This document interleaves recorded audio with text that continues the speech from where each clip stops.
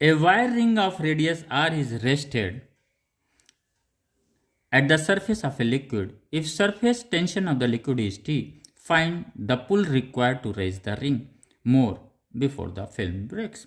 अब इसमें करना क्या है, इस पेज को हमने क्या मान लिया, सरफेस ऑफ द लिक्विड्स मान लिया. ओके, हमने यहाँ पे एक रिंग रख दिया, दिस वन. ओके, अब हम देखते हैं, समझते हैं इसको. क्वेश्चन तो बेटा 1 सेकेंड के लग जाएगा, लेकिन हम ये समझें कि ये जो पुल करने के लिए जो कह रहा है ना, find the pull required to raise the ring, इस रिंग को उठाने के लिए कितना फोर्स लगेगा. उस रिंग को उठाने के लिए उतने ही फोर्स लगेगा जितना उस रिंग के नीचे फोर्स लग रहा है. जो फोर्स रिंग पे नेट लग रहा है डाउनवर्ड, उतने ही अपवर्ड हम फोर्स लगाएंगे तो वो रिंग उठ जाएगा बिना उस फिल्म के ब्रेक किए हुए.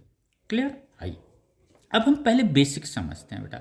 अगर हमने यहाँ पे सिर्फ लेंथ पढ़ा था L, ये क्या था, T equal to F upon L. Okay, ये F क्या है, फोर्स ऑफ सरफेस टेंशन है. अब ये L लेंथ हमें यहाँ पे चूंकि कर्व मिल रहा है तो हमें सोचना है. अब आप क्या करेंगे, इस लेंथ को DL मान लेंगे. यहाँ पे DL लेंथ है, दिस वन DL लेंथ, इसके परपेंडिकुलर यानी पैरेलल टू द सरफेस.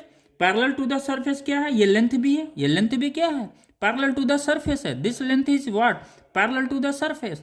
और टेंजेंशियल टू द सरफेस है, जिसके परपेंडिकुलर क्या लग रहा है, फोर्स ऑफ सरफेस टेंशन लग रहा है. यानी इस इनर सरफेस पे फोर्स ऑफ सरफेस टेंशन कहाँ पे है, दिस वन.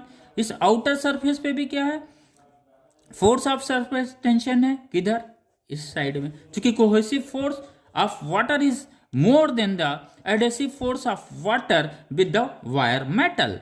Right, clear. अब हमें ये तो F क्लियर हो गया, लेकिन F है कहाँ पे बेटा, ये टेंजेंशियल है, पैरेलल टू द सरफेस है. नीचे तो हमें नजर ही नहीं आ रहा कोई फोर्स. आता है सवाल, बिल्कुल नजर आ रहा है बेटा.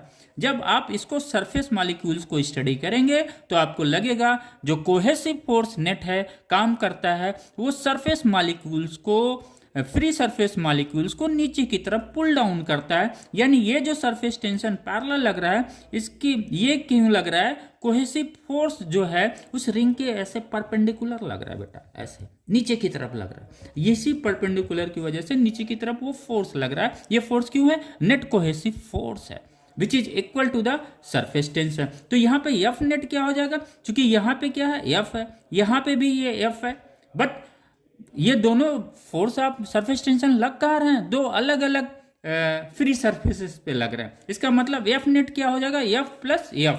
यही चीज हमने यहाँ पे किया है. Force of surface tension, this one inside T into L 2 pi R. Force outside में ले लेते हैं T2, दिस वन